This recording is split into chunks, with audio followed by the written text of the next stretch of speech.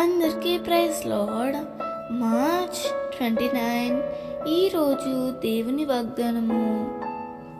మీకు కరువు రానియక ధాన్యమునకు ఆజ్ఞ ఇచ్చి అభివృద్ధి పరుతును. ఎహెచ్కేలు 36:29. కరువు అనేది మనిషిని కలవరపెడుతుంది. ఆనాటి కాలంలో కరువులు వచ్చినప్పుడు భక్తులు ఆ ప్రాంతాన్ని విడిచి మరొక ప్రాంతానికి వెళ్ళేవారు.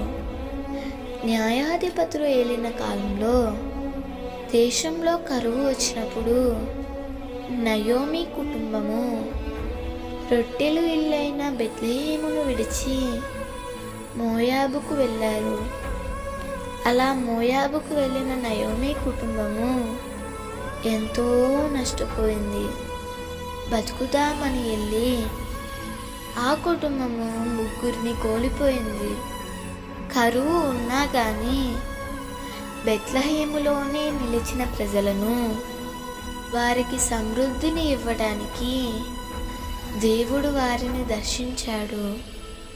ప్రియమిత్రమా, ఆత్మీయంగా జీవిస్తున్న నీకు కరువులు, కొరతలు తప్పకుండా వస్తాయి.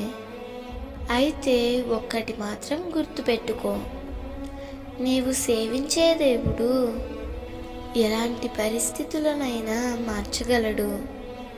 శూన్యంలోనే సమస్తాన్ని కలుగజేసిన వాడు నీ లేమిలో కూడా సమృద్ధిని ఇచ్చుటకు సమర్థుడు.